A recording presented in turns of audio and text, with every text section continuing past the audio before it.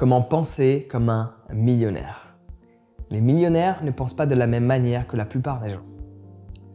Et ce que je m'apprête à te partager, en fonction de l'endroit où tu es financièrement aujourd'hui, tu ne pourras pas pleinement l'appliquer. Parce que concrètement, ce ne sera pas possible. Il faut arriver à un certain stade, sans pour autant être millionnaire, mais à un certain stade de plusieurs milliers d'euros dans ta poche tous les mois pour pouvoir pleinement fonctionner de la manière dont je m'apprête à te le décrire. Mais d'en prendre conscience, ça va être le premier pas. Donc, prends en considération qu'un millionnaire ne pense pas de la même manière. C'est-à-dire que, on va prendre un millionnaire ici, et on va prendre une personne, on va dire, normale. Je ne suis pas trop fan de ce terme, mais on va l'employer quand même. Okay. Donc, une personne normale, c'est une personne qui gagne moins de 1500 par mois. Ça représente 50% de la population française. C'est une personne dite normale, parce que 50%, c'est la majorité. Après, tu as une tranche de 20%, une tranche de 10%, une tranche de… etc. etc. Un millionnaire, c'est une personne qui, si tu fais le calcul, gagne un peu moins de 100 000 par mois. Et à nouveau, petite parenthèse, mais il y a plein de choses que tu ne sais pas, c'est que quand on parle de millionnaire, il y a plein de gens, ils vont dire je suis millionnaire, mais en fait, ils ne le sont pas. Leur société l'est. Il y a une différence entre les deux. Ok? Quand une société qui fait 1 million, c'est pas si compliqué que ça. Si tu te débrouilles bien, 100 000 par mois, tu as 1 200 000. 1 million 2. Et si tu fais 100 000 en TTC, ça te fait du coup du 1 million en hors-taxe à l'année. 1 million pile poil en hors-taxe, parce que la TVA, à ce niveau-là, tu la récupères pas. Enfin, tu peux l'échanger tous les mois. D'ailleurs, là, tu la payes tous les mois. Parce qu'au début, en fait, quand tu payes ta TVA une fois par an, c'est que tu ne gagnes pas beaucoup d'argent avec la société. Après, tu peux la payer trimestrielle. Mais le jour où ils t'imposent, ils t'obligent à la payer tous les mois, c'est que tu commences à faire de l'argent. Donc, si tu veux avoir une unité de mesure, quand on t'oblige à payer la TVA tous les mois, c'est que tu fais au moins, je dirais, 200 000 par mois, 200 000 par an. 200, 300 000. Là, tu es obligé, je crois. Je pense à partir de 200 000, je pense qu'il n'y a pas de code, mais à partir de 200 000 plus ou moins par an, tu es obligé de payer la TVA tous les mois. Bon, en attendant, si tu veux penser comme un millionnaire et que toi, tu es là, je veux juste te montrer la différence et tu vas forcément comprendre dès le début que ça ne va pas être possible à ce stade-là de penser comme ça. Mais d'observer les mécanismes et d'essayer déjà de comprendre comment le millionnaire penserait. Ça va déjà faire la différence. Lui pense à comment je vais gagner du temps et lui pense à comment je vais gagner de l'argent. Un millionnaire ne pense pas à comment gagner de l'argent parce qu'il a de l'argent. Il pense à gagner du temps. Une personne qui n'a pas d'argent ne pense pas à gagner du temps. Elle pense à gagner de l'argent. Est-ce qu'elle a du temps? Alors, certes, les deux peuvent travailler. Un millionnaire peut travailler plus de 35 heures par semaine, alors qu'un salarié, la plupart du temps, travaille 35 heures par semaine. Donc, on a tendance à avoir cette idée assez détournée de la réalité qu'un millionnaire, il va travailler 10 heures par semaine, alors que la plupart du temps, un millionnaire travaille plus de 50 heures par semaine, alors qu'un salarié travaille 35 heures par semaine. Alors, ce n'est pas les 15 heures de plus qu'il fait la semaine qui lui a permis d'en arriver là. Ça va pu permettre effectivement d'avoir un paquet de côté pour pouvoir investir, parce que quand tu investis, que ce soit en toi ou dans une société ou dans des actions ou autres, les choses changent. Mais prends en considération que cette personne n'est pas arrivée millionnaire avec du passif. Elle est arrivée millionnaire avec de l'actif qu'elle a développé. Un actif développé, un actif développé, un actif développé. Et à un moment donné, elle a investi dans du passif. Mais il n'y a aucune personne qui s'est enrichie avec du passif. Les personnes sont enrichies avec de l'actif et après ont développé de la wealth, ont développé de… comment on pourrait dire ça ils ont développé vraiment de la richesse, ils sont enrichis avec de l'actif, ils ont développé de la prospérité, c'est le terme que je cherchais, avec du passif. Et les gens, ils sont un peu, ils se font avoir sur Internet. Oui, investis dans l'immobilier. Attends, si tu gagnes 1500 par mois, oublie l'immobilier en fait. Moi, j'ai un centre de yoga de 600 mètres carrés, je ne l'ai pas acheté avec 1500 par mois. C'est pas possible.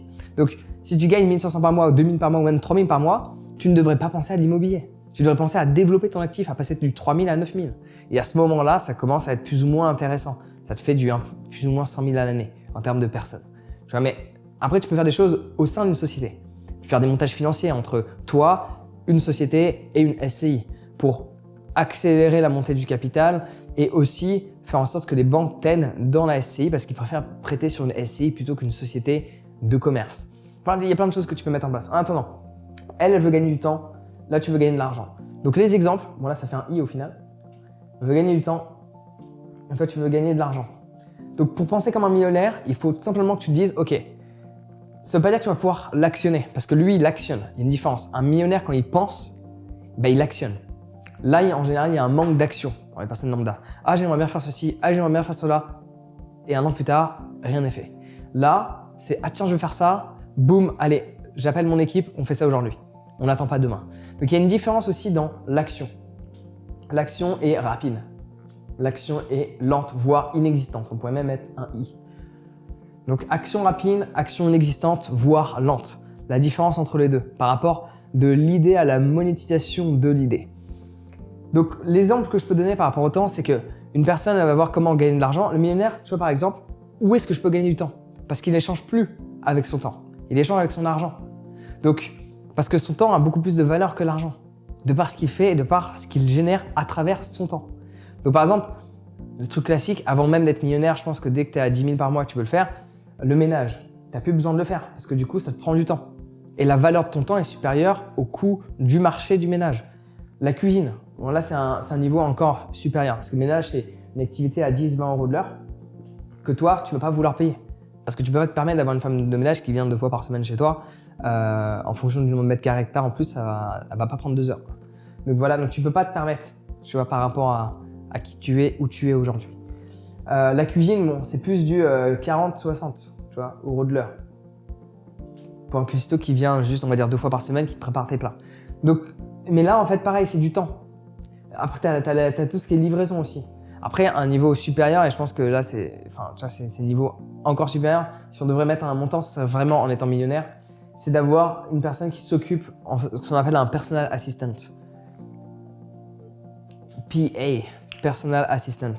C'est une personne qui va… Alors, tu sais, dans une société, on parle de délégation, mais les gens oublient une chose, c'est que ce qui bouffe le plus de temps dans la vie d'un entrepreneur, c'est pas la vie pro, c'est la vie perso. Des choses que tu fais dans la vie perso. Aller faire tes courses, ranger tes courses, faire à manger, bon ça on peut pas l'éviter, hop, on enlève. Nettoyer la vaisselle, nettoyer chez toi, changer tes draps, enfin toutes ces tâches ménagères que tu pourrais faire en sorte qu'une autre personne s'en occupe pour que tu échanges ce temps-là, soit pour des activités pour te relaxer et être en forme le lendemain pour travailler, soit pour accentuer le travail que tu fais qui te rapporte du coup supérieur à ça. Donc en fait c'est très simple, un millionnaire il va penser, pour te simplifier la vie, c'est que toi tu vas penser à comment gagner de l'argent, comment gagner de l'argent, comment gagner de l'argent. Au début il faut passer par là, mais tu peux pas penser comme un millionnaire. C'est les gens qui vont dire tu peux penser comme un… Non, c'est pas possible. Parce que derrière chaque pensée d'un millionnaire il y a une action. Et toi tu peux peut-être penser mais il n'y a pas l'action. Donc tu n'as pas la pensée complète. Parce que la pensée est reliée à l'action, alors que là elle ne l'est pas forcément. Et un millionnaire, en gros, oublie le terme millionnaire, parce qu'en soi, 1 million, ça veut rien dire. C'est 1 million cash, c'est 1 million de cash flow, c'est 1 million de quoi en fait? C'est quoi comme million? Millionnaire, c'est 1 million que tu as fait une année ou c'est chaque année? Enfin, tu vois, ça veut rien dire, il faudrait rentrer dans les détails. Mais en gros, c'est simple. Si toi, à l'heure actuelle, ta value dans le marketplace, ta valeur actuelle est supérieure à 20 euros de l'heure, tu es à 30 euros. Bah là, tu n'es plus obligé de payer le ménage. Si ta valeur, elle est à 70, tu n'es plus obligé de payer la cuisine.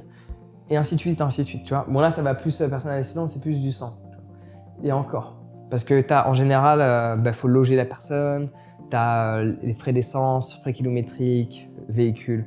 Tu as plein d'autres facteurs que tu ne peux pas prendre en compte dans un aspect monétisation à l'heure. Parce qu'en fait, ce serait moins que ça. Mais je le mets à 100 parce qu'en fait, il y a tous les autres facteurs qui sont à côté et qui demandent de l'investissement au préalable. Le fait d'avoir déjà une indépendance, par exemple, pour que cette personne puisse travailler et gérer tous les trucs que tu dois gérer dans ta vie perso. Mais donc, pour penser comme un millionnaire, il faut déjà que tu fasses en sorte de… Premièrement, quand tu penses et que tu as une idée, de le faire, d'agir. Ça, c'est la première pensée qu'il faut avoir. Et après, de temps en temps, te dire, OK, là, j'aimerais bien faire cette tâche, mais par rapport au je suis aujourd'hui, si tu gagnes… On va pas parler de toi, on va parler de ta société. C'est plus simple parfois.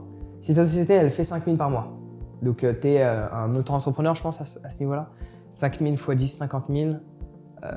Je crois que la TVA, tu es obligé de la payer en dents de service, ça peut être 32 et 88 en termes de vente.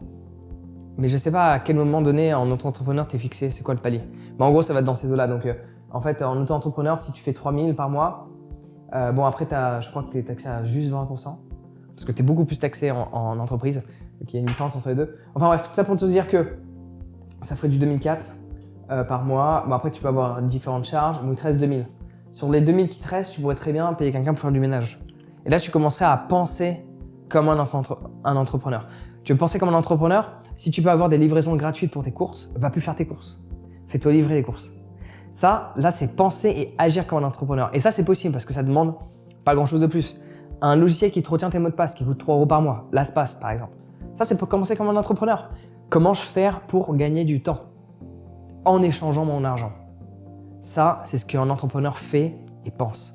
Donc, si tu veux en savoir plus sur tous ces systèmes qui vont te permettre d'accélérer ta réussite, j'ai un guide qui s'appelle les 5 secrets pour accélérer ta réussite que tu peux télécharger dès à présent. C'est basé sur une réussite existante de ce que j'ai fait déjà à côté, soit mon centre de yoga, mon livre best-seller ou la communauté que j'ai montée en vendant des milliers de formations reliées au yoga, la méditation, la confiance en soi. Ça, c'est ce que je fais à côté. Et donc, du coup, je t'enseigne ce que je fais, ce que j'ai fait et ce que je continue de faire et la réussite qui va avec. Donc, n'hésite pas à me dire ce que tu en as pensé dans les commentaires. Quelles sont les pensées que tu actionnes déjà? Quelles sont les pensées que tu as déjà à l'heure actuelle qui pourraient rentrer dans la case millionnaire alors que tu n'en es pas un encore?